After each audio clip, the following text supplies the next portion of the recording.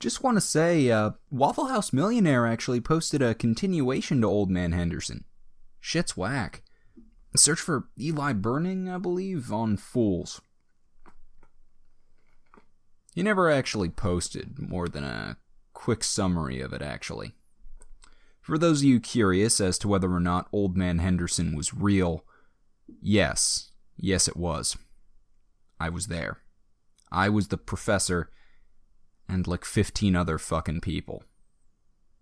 Because Henderson had no concept of collateral damage or inside voice. The whole and complete story was fucking crazy. Because shit was happening in and out of game.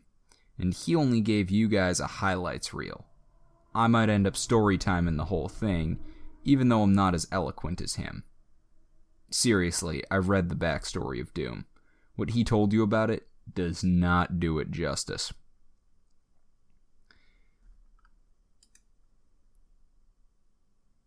The Waffle House Millionaire tends to get emotionally attached to a well-made character. To him, they're a means of exploring a story, and a good story is something he thinks the very foundations of modern society are based on. He doesn't mind a bad end so long as it's legitimate. A botched role at a bad time? Shit happens. Bad choice in character? Meant to be. Simply screwed by circumstance? Them's the shakes. Lol, you're dead because you actually disagreed with my self-insert fetish fuel character with 2 katanas. I actually had to stop him from choking the fat bastard. Which might make him sound like a bad person, ruled by petty emotion, but the truth is he's like a bear. Normally quite chill. Not that easy to piss off normally. So, he doesn't move often, but when he does, things like Henderson happen. It was the 5th session of the game with an experienced GM using Trail of Cthulhu. A small distinction on the whole, but one worth mentioning in my eyes. And he had already lost 3 characters to the stupidest shit. Seriously, the last one, some evil force put a curse on him, and he ended up being killed by a horse. Falling out of an airplane. Yeah. So the GM goes to grab the pizza, since it was his turn to pay, and I could feel the room cooling slightly. Waffle House Millionaire's expression never changed. He never looked at me or the other 2 guys. I know you're thinking about leaving, but I want you to stay. I want you to watch what I'm going to do.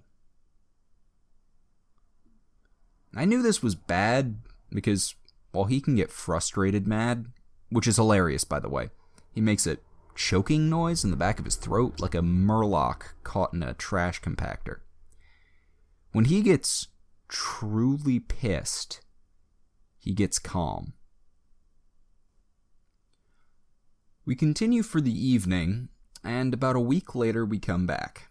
He's given me a ride, and he looks like he hasn't slept in 2 days, and the stubble is almost, but not quite, into gangly half-beard territory. I've done something. I'm not sure it's a good thing yet, he says as he hands me the little binder thing he keeps his character sheets and notes in.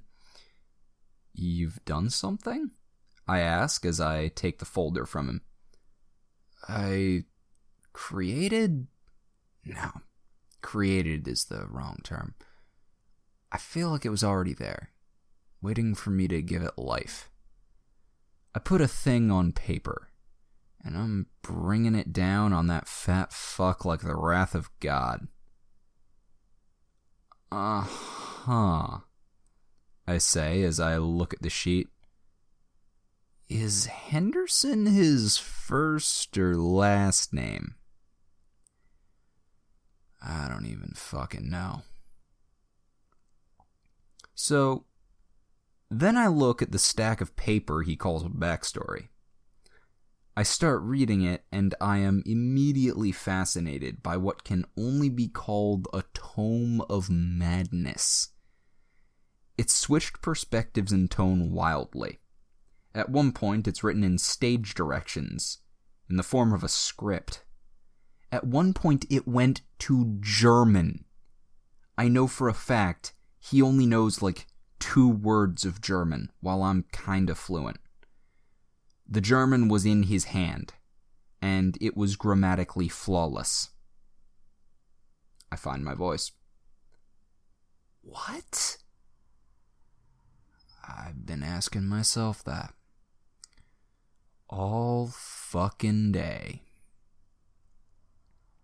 So we get to the game, and the GM asks what we're all doing. Detective guy's drinking alone at his desk, waiting for one of his contacts to get back to him. Jimmy, the jock type, is struggling with his math homework. My character, Professor Filkins, is grading midterms. Then we get introduced to Henderson. He's sitting in a lawn chair in his house, smoking a bong, staring at a wall he painted to look like a Hawaiian beach.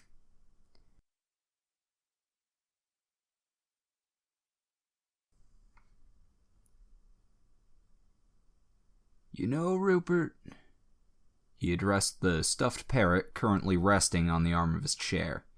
You're a good friend. Most people would have asked for a hit, but you know how much I love this shit. Way better than what we had back in Nam. He chuckles, and then begins reminiscing. You know, I still remember the first time I got high. Back in my older brother's van. No, it must have been some good shit, too, 'cause I'm an only child. Ain't that right, Charles? He looks over to an empty corner of the room. Charlie? He then gets up, mildly concerned. Man, what the hell? He begins to search the house in earnest, before sitting down on a chair in his kitchen. Where the fuck are my lawn gnomes? I mean, did somebody steal them?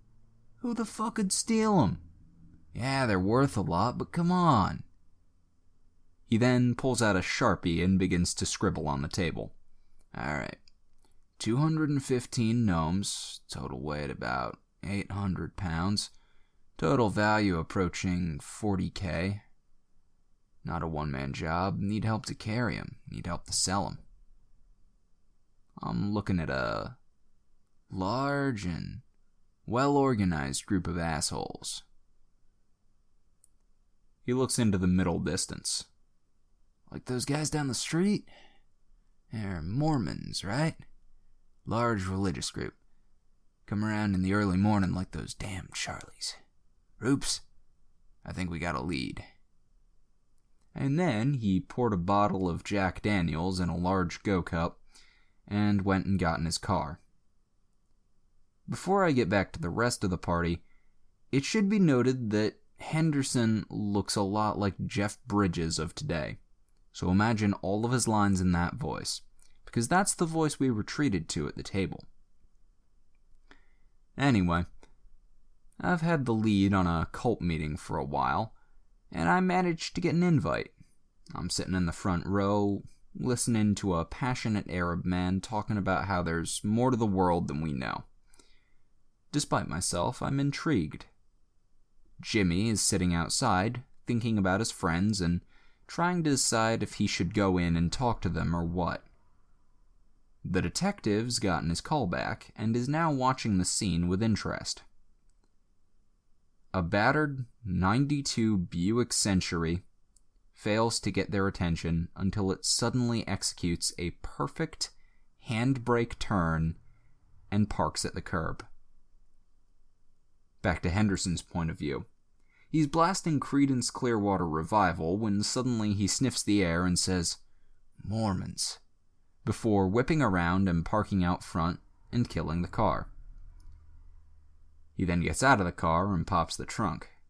In full view of the detective, he shoves Lurid Lucy, an inflatable sex toy of exceptional quality, to one side and pulls out some sort of Israeli-made combat shotgun and starts walking towards the house.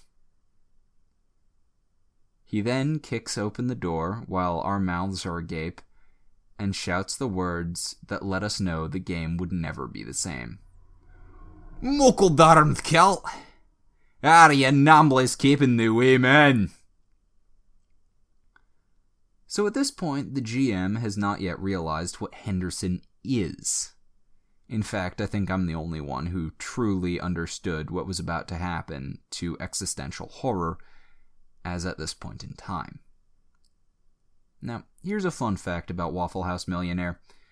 When he's at a game table with a character sheet, you aren't at the table with him. You're at the table with whatever character he's playing until further notice. And I don't think he could have metagamed if he tried. So anyway, the GM has decided to regain control the only way he knows how, by killing Mike's latest character via bullshit, and summons a Shoggoth. Henderson, having passed the will check to not puke up his brains and winning the initiative, comments on how it's the ugliest fucking poodle ever, oh god, and then shoots it in the fucking face until it dies. Then he shoots the cultist guy who summons it. Then he shoots me. Then a random guy. Then he pisses on the Shoggoth's corpse since everyone else is too busy losing their shit in a panic over the creature that should not be being summoned, and casually sets a tapestry on fire with his cigar as he walks out the door. So then, everyone still alive runs the fuck away from the burning building before the cops show up. Henderson makes it home, about 3 blocks away, when he realizes something horrible. He totally fucking forgot about the gnomes. He runs back to the still burning building, only to see the fire department has already arrived. They inform him that no gnomes were in the building that they can tell. On the one hand, he's relieved as fuck since he didn't lose any gnomes, and killing that many little people would probably constitute a hate crime. Never mind that he totally just leveled a church with the speed and brutality of the fucking Spetsnaz. Anyway, he goes to try and cook up where they could have gone at the local pub. The GM, at this point, looks up at us from his notes.